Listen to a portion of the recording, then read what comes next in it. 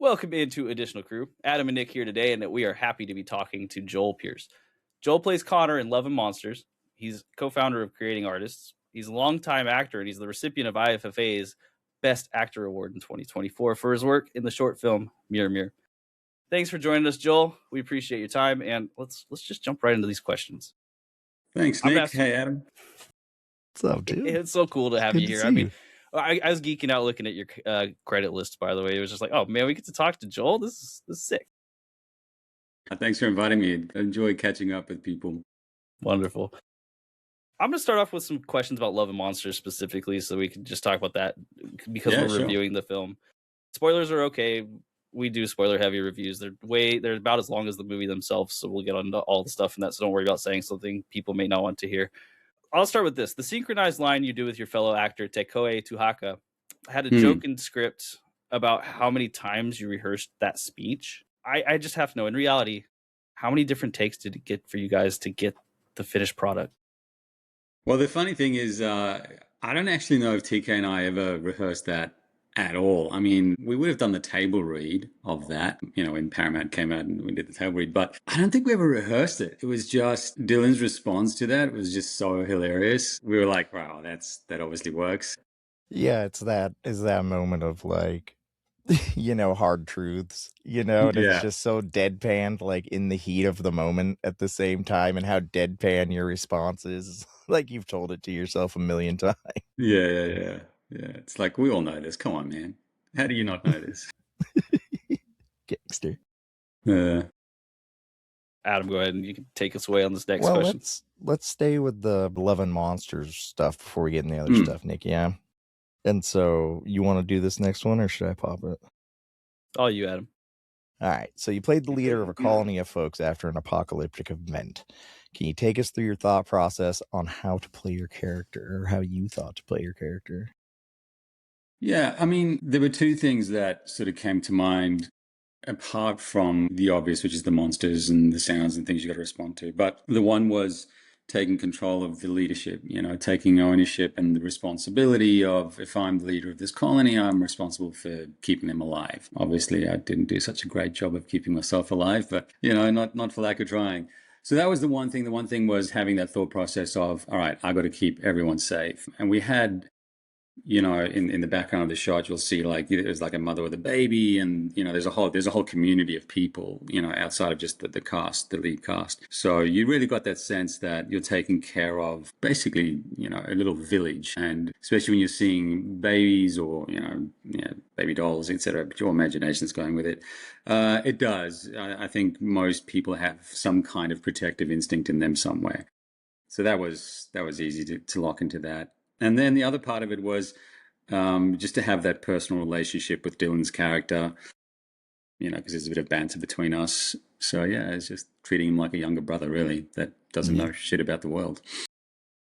It's like, don't make me break your heart, man, but I'm gonna, because it keeps you safe. This is for your own good, I love it. So Love and Monsters, the release timing of Love and Monsters, that must have been like pretty difficult due to the state of the world in October of 2020. Was there like a discussion that you were involved in around the state of cinema during the pandemic event? I mean, that kind of stuff, no, I wasn't involved in those discussions. Around the time of making all of these decisions, there were whispers of there being sequels. And then I think, with COVID and everything happening, that kind of just ended any ideas as far as that is concerned. It did have a really short-term release, and I think it did really well. It really did really well. I think it's a pity because I just think it's such a good cinematic film on a big screen, big sound. I think the public would have absolutely loved it. It would have been such an experience.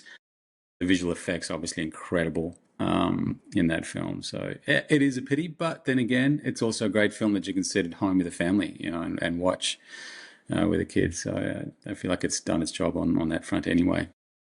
That was 100%, part of our conversation was about how it was set up so well and the universe was so well crafted, for additional stories within that space. And, I'm sure the release did poorly because of, limited, but anyways, didn't make the money back they wanted it to at that time, which it was so well done that I Mhm. was surprised that I hadn't seen it yet. And we're Mhm. talking, you know, half a decade ago at this point, and it was Yeah. so good. And I've actually watched it 3 times since I found it. Like, totally rewatchable, like, you know, and the kid loves it, and you know, but it's edgy enough that I enjoy it. And Yeah. Yeah. yeah, I would have loved to see more stuff in this universe for sure. And Nick Yeah. wants it to be a video game, so That's a good call. Yeah. I mean, you got a bunch of random monsters that you can kind of create whatever you want out of it. Yeah. Yeah. Yeah. That's Light, a good airy, call. fun. all right, let's get serious. How did it win? You know, how did it feel to win Best Actor at the 2024 IFFA Awards? And did it shift how you see your own work? And this was for the short film Mirror Mirror. This is a funny story, right? Because I get a call from the director and the producer saying, we're going down to Melbourne, the International Film Festival Australia, have nominated the film for an award. We don't really know you know, whether we're going to win or not. Do you just want to go down and have a drink and have a good time? I was like, sure. And the other actress, we've flown down. So we booked into the hotel. We've got a few bottles of bubbly on the table and we're having the best time. I had no idea I was nominated. I didn't know anything about anything. We're sitting there about 2 bottles deep. And then the next thing they're like, best actor goes to Joel Pearce. And here I am looking up at the stage and it's like, shit, I got to go up there and say speech. And all right. So it was completely unexpected and just a nice Zero anxiety buildup then, though, right? zero build up, zero time to prepare a speech. So, you know, I just got up there and winged it. So it was a really nice surprise. And, you know, the other people that won awards were very well respected people in our industry. So it was nice to be amongst those names.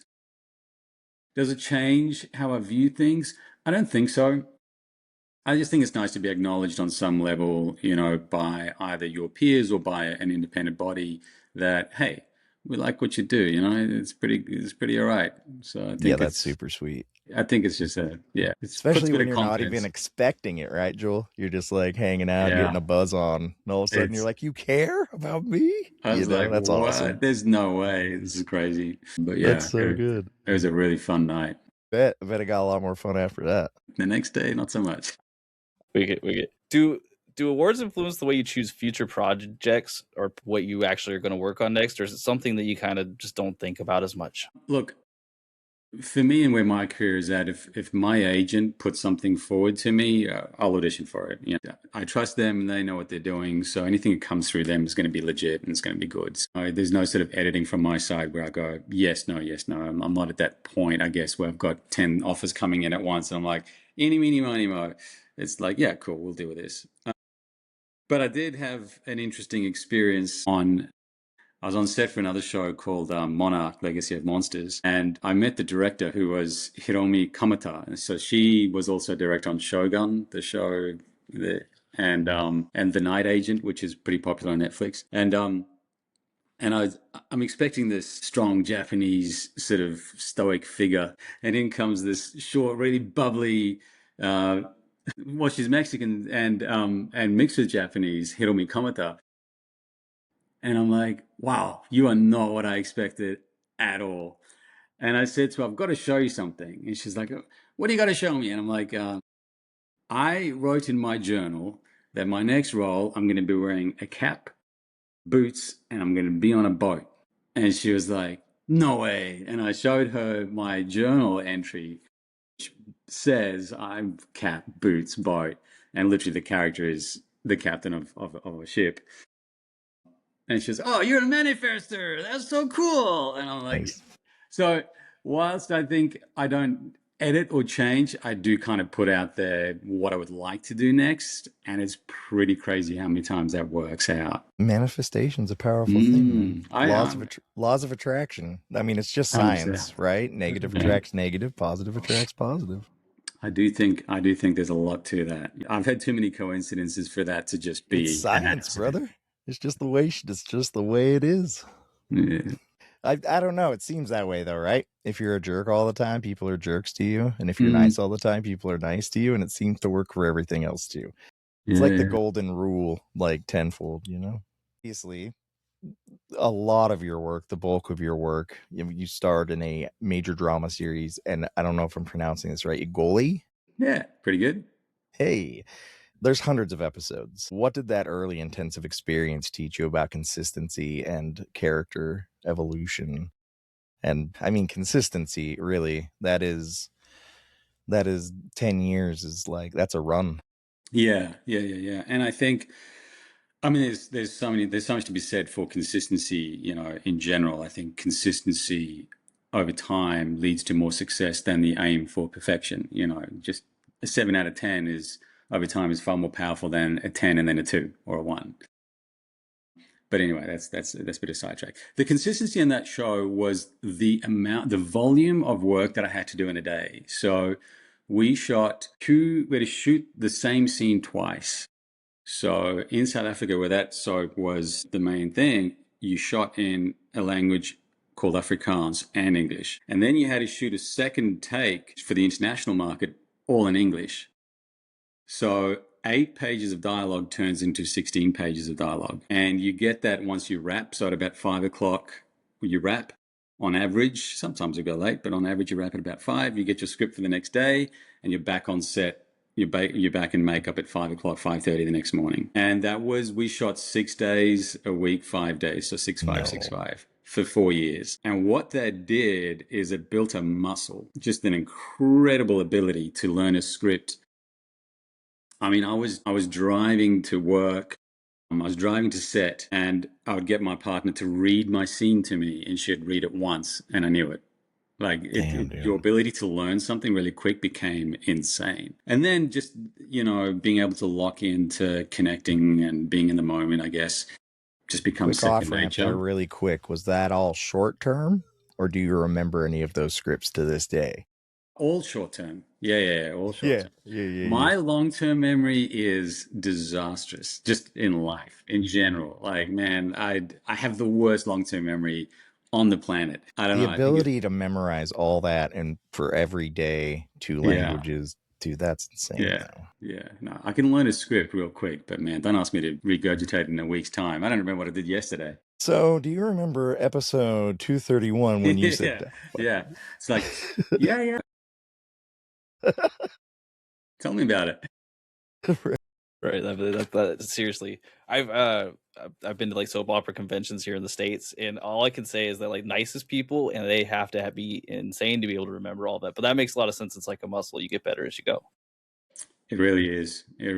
And you see people come in as guest artists who they're known actors, who have amazing credits, but they're not used to the pace. It's an incredible pace. You get the script on the day. You do one camera blocking and then you go. You get 2 takes and you're done. It's so fast. And you see experienced professionals, struggle with the pace of it. So yeah, there's just I can't imagine there's a lot of room for error in something like that. Everything's got to be tight, huh? Very tight. Yeah. You cannot make too many errors. They actually had a board, a fluff count board, and you did not want to be at the bottom of that board. No. It's time to get called in for a little chat. That's how the writers decide who's going next, right? Yeah, absolutely. And we'll just give them one line for the next week. Right. Your storyline's gone from being the main love interest to, you're just watering the garden every now and again. You had a terrible accident off screen. Yeah. It's unfortunate. You bit your tongue and you can't speak for a month. Ah, geez. Do you have a role that you wish you could revisit with new skills or insight from your past? I mean, that's a great question. And I think almost every actor would say every role, because we always like to nitpick and go back, I could have done that better. So there are very few roles that I look back and I go, I actually wouldn't have really changed a thing about that. It sat well. It was in the moment and I loved it. And Love and Monsters is one of them. We all just gelled, it felt like a family. We were all immersed in that world. We were in a set which was completely dark. We didn't see sunlight. So we really felt like we were in the reality of that world. So I think it helps. But yeah, I mean, if I watch back my stuff especially from Igoli, oh man, I'm like, yeah, I'm lucky I got to hide. It's just terrible. Right. So you've balanced screen work across genres and formats. So now, obviously, here we've had a couple of short films. Like, how do you decide what's next for you? Obviously, you said you get fed parts. Is there anything that you're actively looking at right now? Always auditioning. So just recently auditioned for a pretty big sort of sci-fi film, which is my favorite genre, sci-fi and fantasy and all that kind of Fantasy's monsters. my jams, brother. Yeah, Yeah, it's yeah. that kind of That's stuff why I'm Love and always, yeah, Monsters could have been like the never-ending story of our generation, right? Like you do absolutely. Yeah. Never-ending Story or Willow or something, Like I think it could have culturally been that big if people weren't, Yeah. sidetracked. It had the potential, and I think, I mean, yeah, it was disappointing, but it definitely had the potential there for We're sure. gonna build a cult following for it. Sometimes It's cool. movies that are like this sometimes take 10 years to catch on. It's a thing. Yeah, no, for sure. But no, no, I mean, anything like that, that's certainly where my heart beats a bit faster and the passion levels are up. Not to say anything, I would do drama, rom-com, anything. I mean, work is work, and if you're working with great actors and great people, and then it's always worthwhile. Mirror Mirror was something really far away from what I would normally do, which is just like a normal, relationship drama. But I was working with a director and an actress that I really respected, and obviously the result was good. So it really comes down to the people. At the end of the day, you can be on the wildest fantasy set, but if the people are not that great, you're not going to have a good time. Sure. So yeah, I do think that 100%. people are important. Yeah. Yeah, and that, with all the movies we watch and go through, you can tell how actors are feeling on the set while you're watching the movie. When you've been through so many movies, you start to see the underlying, like, what was the set like? And you can tell when actors are having an enjoyable experience and they're Yeah. really putting it into it, or when they're just like, I want this to be over. Yeah. Yeah. Like, and Yeah. it Yeah. really Yeah. shows, and that's Absolutely. passion and work is so huge for movies, especially with fantasy and sci-fi. You want people Yeah. to get dialed into your universe, and when you're deadpanning lights and you don't Yeah. Yeah. care, Yeah. it's like, oh, I don't care either. So I totally get that. And Yeah. that energy goes through, to the crew as well, to the cameraman, to everyone's set. And as you say, even as a viewer, once you've seen enough of it, you start to pick up on that energy, and you're like, oh, these guys can't wait to get home. Yeah. Or these guys are having You the would be best time. surprised how many movies give off that vibe, man. Yeah. But yeah, it's such a pleasure when you work on sets with just fun, great people. I'm lucky, touch wood, I'm a lucky guy. I mean, 27 years, I've never had a bad experience. So that's just unheard of. But keep putting it out there and it keeps happening. So That's fantastic. Allow me to put you on the spot just real quick. You said you love sci-fi and fantasy. Is there like a particular movie or, set of movies that you love more than anything else? Do you have a favorite series, favorite movie? I like anything that takes me away from reality. I think the Godzilla, anything with big monsters, King Kong, that stuff's all great. Anything that removes me from normality, and often with those kinds of shows that they're talking about big themes, world themes and big ideas, which are epic. And I mean, that's one of the words I really love, the word epic. So anything that's out there tickles my imagination and is big, then I'm into it. That's my life, 100%, dude. That's the best stuff to watch. Is Yeah. needs to be utilized by more people nowadays. Yeah. I'm all for escapism. Yeah, yeah. I collect a ton of VHSs, and that's pretty much what I have is 80s adventure and fantasy and sci-fi and horror, and that's back. Yeah. The special effects in this movie were so awesome, and I'm usually super hypercritical of them, but these were great. Yeah. But I love the old like paper mache puppets and stuff like that, and like grandiose like ant heads coming onto screen. And so like my love of those old movies like that is why I was so excited when I found this, because it really did seem like it had a lot of those old monster insect movie vibes, but boy, were those special effects awesome. Yeah. Yeah. Yeah. Yeah. I mean, it has a classic feel, but with modern technology, which is great. Yeah. And not a wicked overuse of it either, Yeah. like it looked natural in the environment, which is Yeah. tough, And I don't even know how they did this. The monsters all seem to have a personality. Like I'm like the overgrown toad had this, real dumbass sort of energy about it, and When he's crossing the street though, and all that jiggling's happening, yeah, like it's almost obscene. yeah, Like the attention to detail. But I mean, I suppose the that's snail's a Michael's complete forte. bro. Loved the snail. Yeah, the snail was cool. So, Joel, thank you again for taking your time out to talk with us. I want to give you an opportunity, just if you have something you want to let people know to look forward to, talk about any of your projects. Well, at the moment, Monarch Legacy of Monsters Season 2 has just been released, and if you like big monsters and titans, that's the go-to. I think I'm in episode 2 or 3. I can't remember, but it's a fun watch. And Anna Suai is, and obviously, the other cast members, but Anna's particularly a favorite of mine to watch. So yeah, that's it. That'll be a fun one. That's 100% on the watch list. Then sick. I'm remembering now. I checked out the first season because Kurt Russell's my favorite actor of all time. So that's sick that you're on a project. He's just so chilled and so slick. Yeah. Yeah, that's awesome. I love that. I love him too. So when we won that first Super Bowl against the Broncos, I'm a Seahawks fan. Kurt Russell did that whole intro for us. Yeah. If you want to see like a guy hype people up, go watch that. It's sick. Yeah. Oh man, Seattle were untouchable this year. Just no one came close. Jeez. It was like week 5. You knew they were just going to dominate. So, you know, he's a Raiders fan. And in one shot of this movie, there's a Raiders poster on the wall. And so he pauses it and sends it to me. And he's like, this means it's ours next year. And I'm like, I don't think so. I don't think that's what that means. Yeah. It was a pretty wild season. I don't know how many people saw that coming. And obviously you did, Adam, but... No. Jeez. No. I did not expect. I thought maybe we go to the playoffs and limp in, but no, we were crazy. Unexpected. No, I had no idea. This is fun. I bet you enjoyed it. I bet Nick hates you. I've grown used to the sadness of being a Raiders fan at this point. It's like, it's fine. Let's let other people be happy around us as long as it's not the Chiefs. But yeah, thank you again, Joel. We really appreciate your time. It was awesome chatting with you. You're welcome. Thanks, guys. Thanks for inviting me, brother. Have a great week.